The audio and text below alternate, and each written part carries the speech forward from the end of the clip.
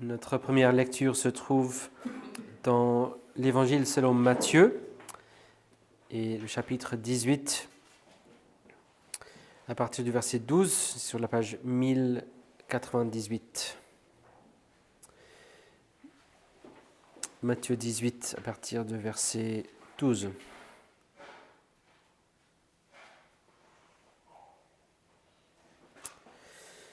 Écoutons la parole de notre Seigneur. Qu'en pensez-vous? Si un homme a 100 brebis et que l'une d'elles s'égare, ne laisse-t-il pas les 99 autres sur les montagnes pour aller chercher celle qui s'est égarée? Et s'il parvient à la retrouver, en vérité, je vous le dis, il s'en réjouit plus que pour les 99 qui ne sont pas égarés. De même, ce n'est pas la volonté de votre Père qui est dans les cieux qu'il se perde un seul de ses petits. Si ton frère a péché, va et reprends-le seul à seul. Si t'écoute, tu as gagné ton frère. Mais s'il ne t'écoute pas, prends avec toi une ou deux personnes afin que toute l'affaire se règle sur la parole de 2 ou 3 témoins. S'il refuse de les écouter, dis-le à l'Église. Et s'il refuse aussi d'écouter l'Église, qu'il soit pour toi comme un païen et un péager. En vérité, je vous le dis, tout ce que vous lierez sur la terre sera lié dans le ciel, et tout ce que vous délierez sur la terre sera délié dans le ciel. En vérité, je vous dis encore que si 2 d'entre vous s'accordent sur la terre pour demander quoi que ce soit, cela leur sera donné par mon Père qui est dans les cieux. Car là où 2 ou 3 sont assemblés en mon nom, je suis au milieu d'eux. Alors Pierre s'approcha et lui dit, « Seigneur, combien de fois pardonnerai-je à mon frère lorsqu'il péchera contre moi? Jusqu'à 7 fois ?» Jésus lui dit, « Je ne dis pas jusqu'à 7 fois, mais jusqu'à 70 fois 7 fois. C'est pourquoi le royaume des cieux est semblable à un roi qui voulut faire rendre compte à ses serviteurs. Quand il se mit à compter, on lui en amena un qui devait 10 000 talents.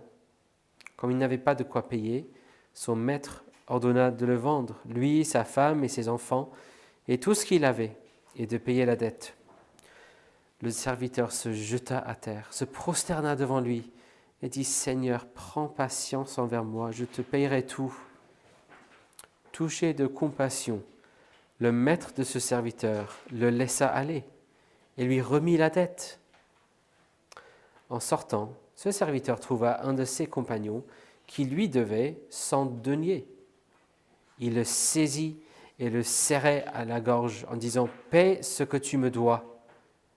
Son compagnon se jeta à ses pieds et le suppliait disant « Prends patience envers moi et je te payerai ». Mais lui ne voulut pas. Il alla le jeter en prison jusqu'à ce qu'il ait payé ce qu'il devait. Ses compagnons, voyant ce qui arrivait, furent profondément attristés et ils allèrent raconter à leur maître tout ce qui s'était passé. Alors le maître fit appeler ce serviteur et lui dit « Méchant serviteur, je t'avais remis en entier ta dette parce que tu m'en avais supplié. Ne devais-tu pas avoir pitié de ton compagnon, comme j'ai eu pitié de toi ?» Et son maître, irrité, le livra au bourreau, jusqu'à ce qu'il ait payé tout ce qu'il devait. C'est ainsi que mon Père céleste vous traitera, si chacun de vous ne pardonne à son frère de tout son cœur. Jusqu'ici la lecture de la parole de Dieu. Je vous invite à trouver Matthieu 6, ce texte qu'on regardait ce matin.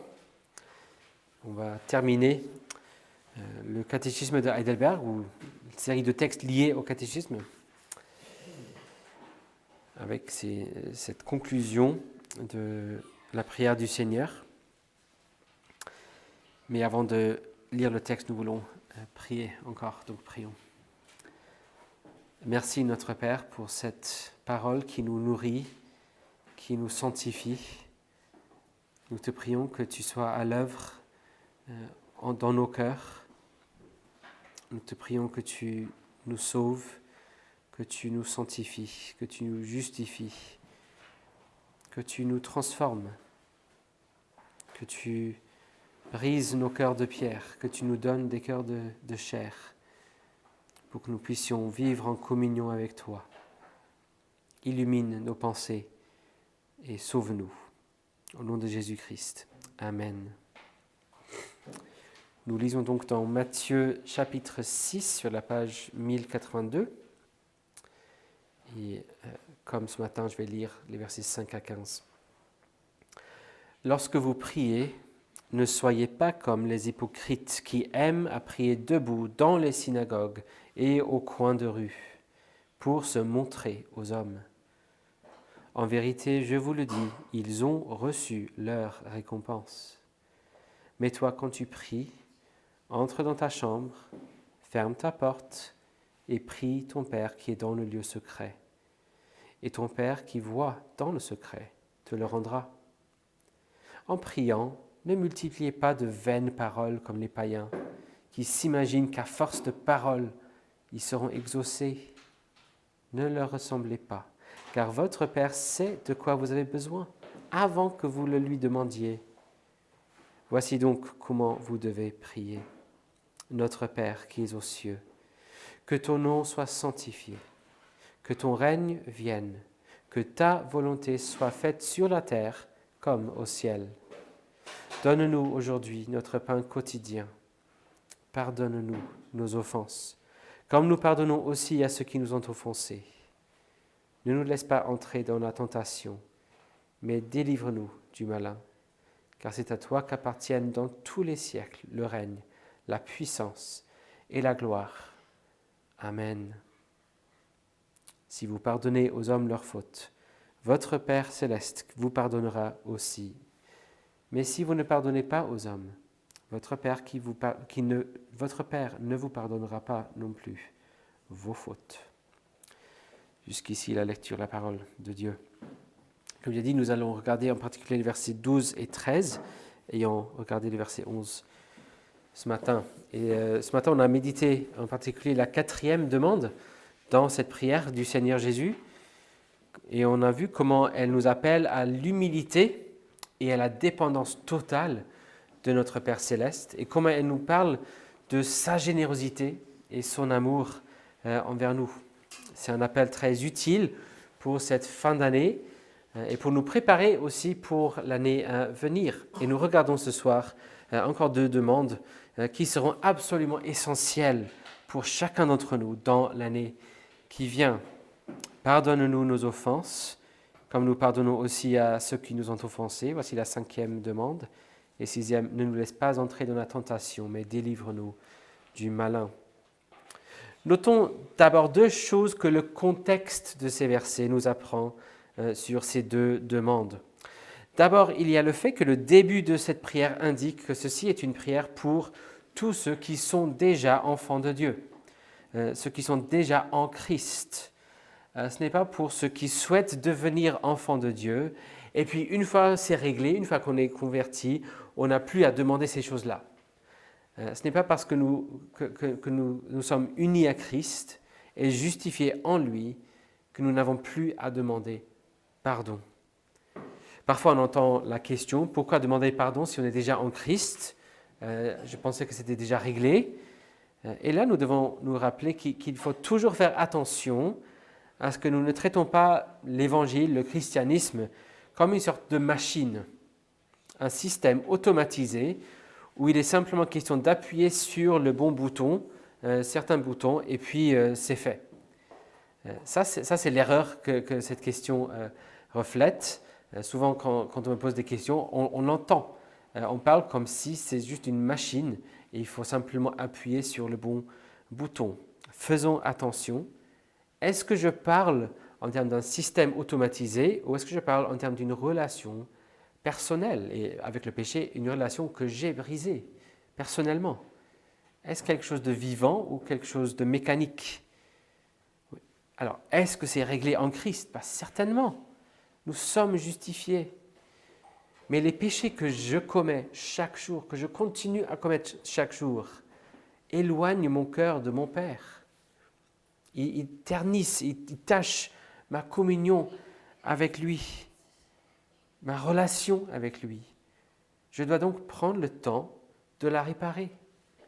Si j'offensais mon épouse et elle me disait que j'avais fait du mal contre elle, et je ne demandais pas pardon, et quelqu'un me demandait pourquoi tu n'as pas demandé pardon. Oh, bah, c'est pas grave, on est mariés. Non, il y a quand même une relation à maintenir, à réparer. Deuxième élément que le contexte nous apporte ici, la quatrième demande, donc la demande que l'on a regardée ce matin, montre clairement que nous avons à prier ces choses chaque jour. Je dois prier chaque jour pour mon pain quotidien. Je dois aussi prier chaque jour que mon Père céleste me pardonne mon péché et qu'il me garde. J'aurai toujours des péchés à confesser, des tentations à éviter et le malin qui me menace. Donc cette prière, pardonne-moi et garde-moi, sera une prière quotidienne jusqu'au retour de Jésus. Voici pour le contexte. Regardons donc les demandes en un peu plus de détails. Pardonne-nous nos offenses. Littéralement, comme dans la traduction qu'on utilise lorsque nous prions ces prières ensemble le dimanche matin, pardonne-nous nos dettes. Pardonne-nous nos dettes. Et donc l'histoire qu'on a lue dans Matthieu 18 est tout à fait pertinente pour ici. Dans l'évangile de Luc, c'est pardonne-nous nos péchés. Et donc, c'est pas que dette ne parle pas de péché, il parle bel et bien de nos péchés. Simplement, il utilise l'image de dette pour parler de nos péchés dans la version dans Matthieu 6. Et il faut faire attention ici. Quand on parle de dette, il ne faut pas penser en termes d'un crédit renouvelable, une découverte préapprouvée. Ce n'est pas du tout comme ça. Ce n'est pas parce que c'est une prière quotidienne que nous devrions croire que nos péchés c'est normal, c'est pas grave, c'est déjà pris en compte, je pourrais prier ça chaque jour, c'est pas grave, c'est compris dans le formule, donc il n'y a aucun souci. Non, rien comme ça. Le péché c'est vraiment grave. Ça nuit la relation qu'on a avec notre Père. Comme le dit Paul dans Romains 6, demeurerions-nous dans le péché afin que la grâce abonde? Certes non. Nous qui sommes morts au péché, comment vivrions-nous encore dans le péché? C'est une absurdité totale de continuer dans le péché. Ou comme la description que j'ai partagée plusieurs fois de John Murray, le grand théologien écossais du XXe siècle, son excellente description du péché, que je trouve très profond, c'est mal. C'est mal. Non, il vaut mieux voir cette dette non pas comme un crédit renouvelable, mais plutôt comme un loyer impayé. Je devais ce loyer et je ne l'ai pas payé. Et non seulement je ne l'ai pas payé, j'ai carrément dépensé l'argent sur autre chose. Donc c'est une double offense. Je te devais de t'aimer, mon Père, de tout mon cœur, de toute mon âme, de toutes mes pensées, de toute ma force, et d'aimer mon prochain comme moi-même. Mais au lieu de faire ça, j'ai donné mon cœur, mon affection, mon attention à autre chose. J'ai voulu et j'ai cherché ce qui est mal et moche et méchant. J'ai utilisé ma force, mon souffle, mon énergie pour faire ce qui est contraire à ta belle loi. J'ai réfléchi, j'ai rationalisé, j'ai justifié mon péché de façon honteuse. Ce n'était pas aussi grave que la dernière fois. Oh, c'est pas grave. C'était juste un petit quelque chose. Ça aurait pu être pire. Non, non, non. C'est honteux. Et je ne suis pas donné à mon prochain, à mon épouse, mon mari, nos enfants, ma famille, mes collègues, nos voisins, comme j'aurais dû. J'ai pensé plus à l'inconvénient que représente l'autre, plutôt que de rechercher à les bénir et à me sacrifier pour eux.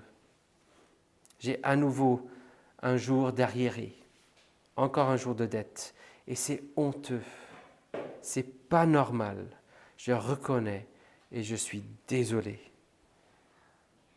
Et je ne veux surtout pas m'y habituer, donc garde-moi. Mais avant ça, pardonne-nous nos dettes. Notez aussi que c'est une prière que je prie avec d'autres. Dans la famille de Dieu, je n'ai pas à faire semblant de ne pas pécher, de ne pas lutter. Je n'ai pas à faire semblant. En fait, là, ce serait encore un mensonge, encore un péché contre Dieu et contre mon prochain. Nous confessons ensemble. Nous ne sommes pas seuls. Dans plusieurs des prières de confession de la période de la Réforme, vers le début, il est écrit « Je reconnais devant toi et devant mes frères et sœurs que je suis pécheur ». On n'a pas à faire semblant ici. Nous confessons nos péchés ensemble et, dans certains cas, les uns aux autres aussi. C'est utile et important. Et c'est aussi une prière où je démontre le fait que je comprends de quoi il s'agit et le fait que c'est un désir sincère par le fait de pardonner à d'autres. Comme le dit Jésus, si je ne suis pas prêt à pardonner d'autres, je fais preuve d'insincérité et je ne suis clairement pas sérieux. Mais quand je comprends la gravité de mon péché et surtout la joie, le merveilleux don du pardon, qui suis-je pour refuser le pardon aux autres ? Moi qui suis pardonné d'une dette bien plus grande que ce que d'autres me doivent. Le père d'Église Chrysostome a dit, je cite, « Rien ne nous rend si semblables à Dieu que notre disposition à pardonner aux méchants et aux malfaiteurs. » Rien ne nous rend si semblables à Dieu que notre disposition à pardonner aux méchants et aux malfaiteurs. Et puis, avec la prière que notre Père nous pardonne, il y a aussi la prière qui nous protège, et contre la tentation, et contre le mal et l'ennemi. Ce n'est pas pour dire que si je tombe dans la tentation ou dans le danger, que c'est la faute de mon Père, pas du tout. Mais c'est une prière que je ne veux pas retourner là-bas. Je ne veux pas y aller. Et là aussi, c'est un besoin quotidien. Et encore un rappel que je veux éviter le péché et le mal. Je veux mettre à mort le péché. Comme John Owen a dit, soyez toujours en train de mettre à mort le péché, sinon ce sera le péché qui sera toujours en train de vous mettre à mort. Je ne veux pas être laxiste, je veux faire attention et donc aide-moi, protège-moi, mon Père. Et pourquoi ? Parce que je veux marcher avec le Seigneur. Je veux être en communion avec lui. Je veux pouvoir l'appeler mon Père céleste, sans qu'il n'y ait un obstacle relationnel entre nous, sans que ce soit compliqué entre nous. Je veux rester à jour sur ces questions. Dans l'année à venir, j'aurai à prier cette prière pour le pardon et pour la protection au moins 365 fois, au moins chaque jour. Non pas pour répéter comme les païens, mais parce que je veux rester proche à mon Père céleste. Je veux glorifier et sanctifier son nom dans mon cœur. Je veux voir son règne venir, au moins dans mon cœur. Je veux que ce soit sa volonté qui est faite sur cette terre, surtout dans ma vie, comme elle est faite parfaitement au ciel. Habituons-nous donc à prier chaque jour, pardonne-moi pour ceci, pardonne-moi pour cela. Pas simplement pardon général, mais des prières spécifiques. J'ai fait ceci, j'ai omis de faire cela. Pardonne-moi pour cela. Voici la dette précise que je te dois. Pardonne-moi pour cela. Pardonne-moi et protège-moi. Soyons donc une Église, une famille qui dépend pleinement de notre cher Père céleste et qui cherche toujours à lui rendre gloire. Amen. Prions. Merci notre Père pour le privilège de pouvoir te demander pardon et prier cette prière avec confiance, tout en sachant que tu aimes pardonner. Tu vas toujours nous dire oui à ceux qui viennent sincèrement, humblement, pour te demander pardon. Et nous reconnaissons que nous aurons à faire ça chaque jour. Ça nous fait mal au cœur, Seigneur. Nous prions que tu nous donnes de mettre à mort le péché en nous, notamment par la prière, et surtout par l'aide de l'Esprit, par la protection que tu peux nous donner. Donne-nous donc de te suivre fidèlement et marcher avec toi, de vivre dans l'intimité de la communion avec toi, sans mettre d'obstacles entre nous par nos péchés. Donne-nous de rester proches à toi et donne-nous de nous aider les uns les autres dans cela. Nous le prions au nom de Jésus-Christ. Amen.